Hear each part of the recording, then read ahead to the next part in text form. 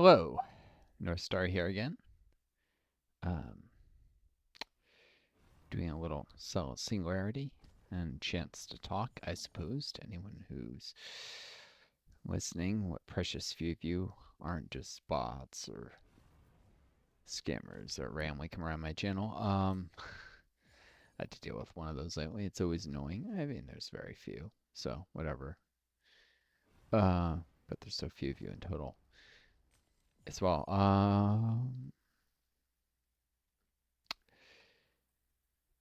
So of course, as some of you may know, been following my channel for a while, I have long COVID. It's a brutal disease. More and more evidence points to it being partially autoimmune in nature, which is to say, and I'm not speaking out of my ass here, I actually have a background in biology. Well, there comes some music. Three body problem speeds towards Andromeda Triangle seems doomed, but one cow the Milky Way first. Unexpected courses start, of course. Computer models of three galaxies can't predict trajectories precisely. Extreme lengths of time and space. All right. Anyways, so more and more evidence points to an autoimmune component of long COVID. Specifically, one of the main mechanisms by which the coronavirus infects cells is the ACE2 receptor, that is the angiotensin converting enzyme 2, which is an enzyme you can find on the surface of cells that's normally involved in regulating blood pressure and salt retention. These are interconnected normally through the renin-angiotensin-aldosterone axis. Yes, I have a background in medical sciences and biology, and so I know what the hell I'm talking about. Some of you probably are scratching your head wondering what these words mean. Others think it's elementary who know these fields as well. But angiotensin specifically is produced from angiotensinogen, which forms angiotensin 1, which forms angiotensin 2, well, it's converted into, which is converted into angiotensin 3, which stimulates aldosterone production. But anyways, and then the coronavirus uses the receptors. Well, doesn't use the receptors. I misspoke. It has a receptor to angiotensin converting enzyme 2 that allows it to bind this enzyme on the surface of cells and use it to enter cells. Most viruses find some surface marker that cells normally need for their normal functions, and so is expressed on specific cell types to do this. That's not unusual among viruses. But what's thought is that they're autoantibodies, so antibodies against normal body proteins that may occur, both ones against the ACE2 receptor, which is a receptor found in the viruses, but that may have some cross-reactivity against the angiotensin converting enzyme 2 itself. I think, did I get that right? I believe, it's been a while since I read the system. I believe it is one of those enzymes in the outside of cells that just acts on extracellular substrates. And then cytokines are very definitely there. Signaling molecules.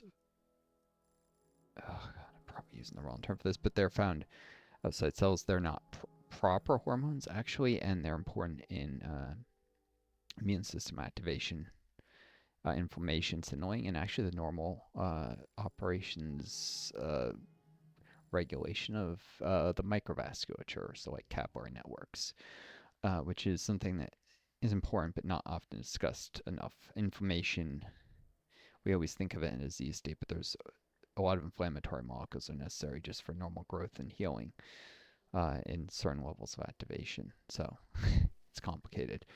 Anyways, so people who've been hospitalized with COVID have been found to have a lot of these autoantibodies that form.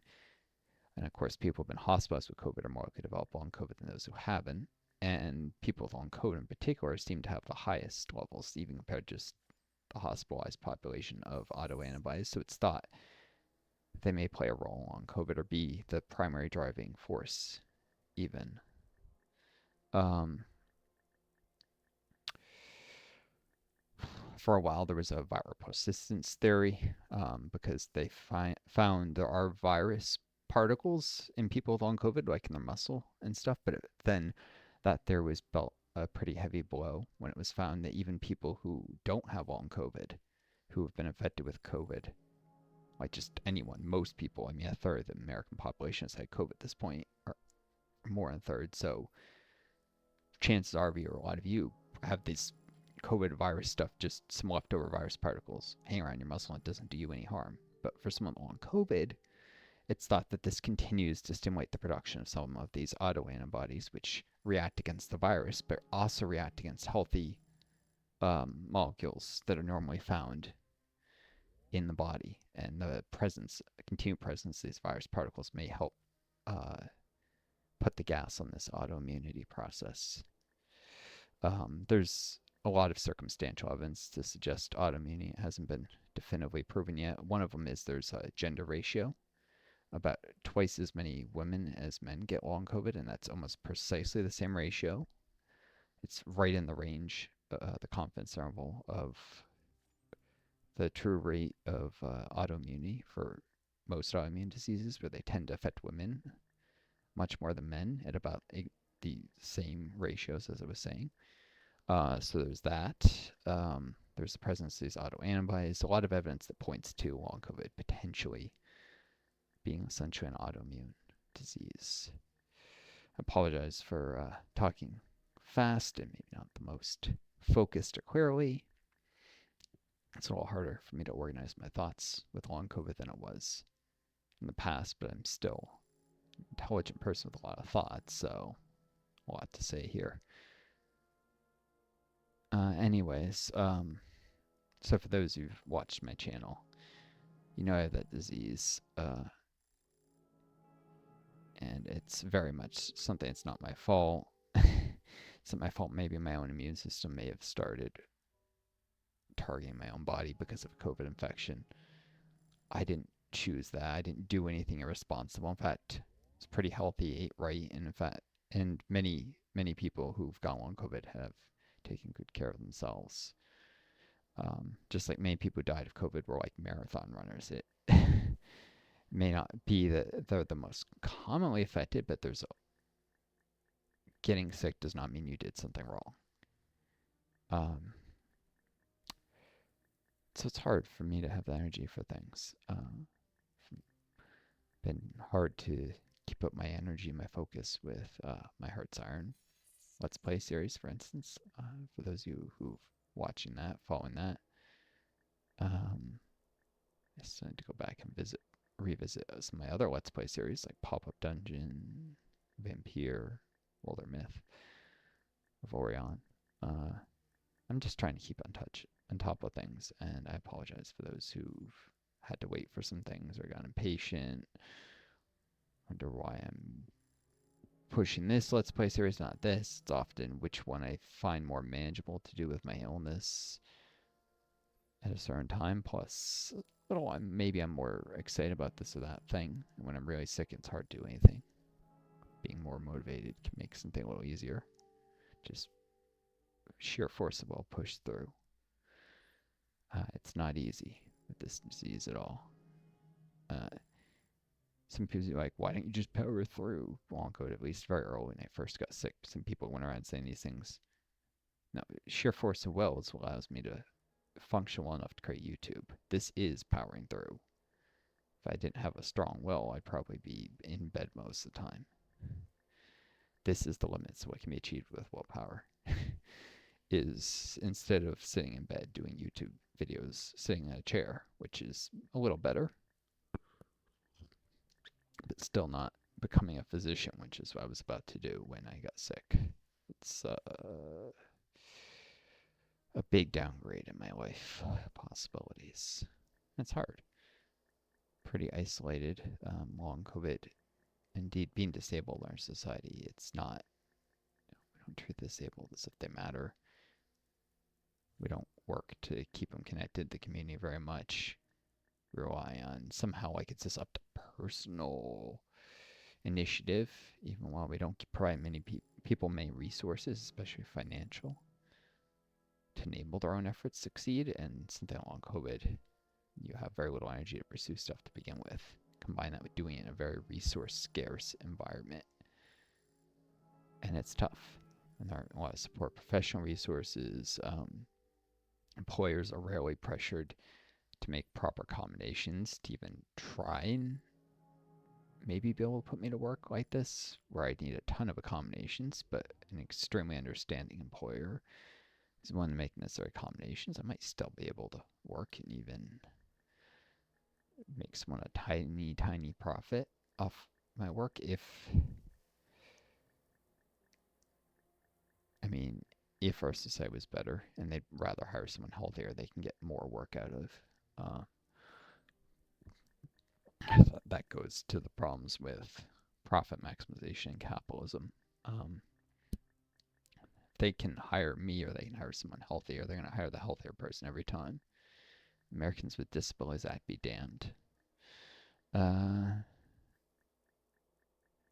So Johnny, speaking, I've tried reaching out to town governments a little because they're more likely to care, but it's not an easy situation. Even and like government, town employment, town government stuff, they haven't.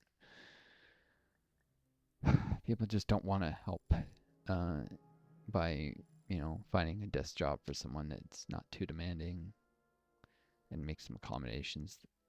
They just would rather ignore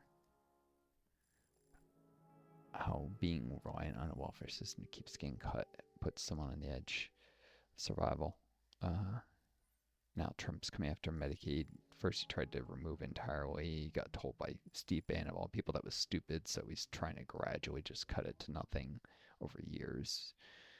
Still not much better. Can't expect long COVID to go away. So it doesn't matter if it takes 4 years or 4 months. Eventually it'll be gone. No one even have health care. These bastards with the power. Serving the interests of the rich. And I'm like a voice in the wilderness here when I try and say, maybe, not maybe, when I try and say we need socialism. We need to nationalize the largest companies and tax the accumulated assets of the super rich and build a system that's actually democratic instead of one that puts all the power in the hands of a few people and then claims it's democracy. That's not democracy.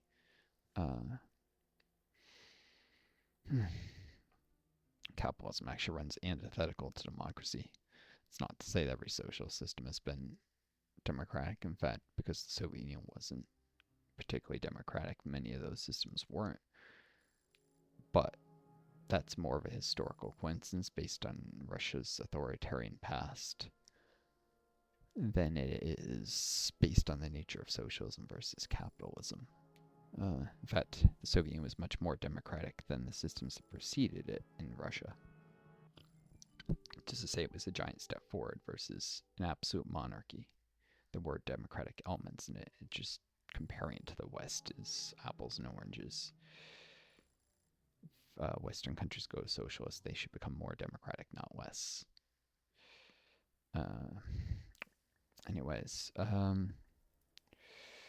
but it's not a miracle. It's not like you do socialism and suddenly Russia becomes a democracy. It's never been a democracy, and it's not going to become one just because it goes socialist. So yeah, people don't want to change the system, and so the super rich are now turning everything into unbridled oligarchy, which even Biden in his farewell address warned us about. Which is, he's not exactly a frothing socialist, Biden.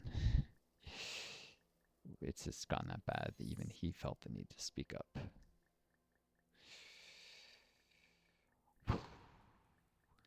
Anyways, I'm going to cut this video here. I'm going to try and do a Hearts Iron video in a sec.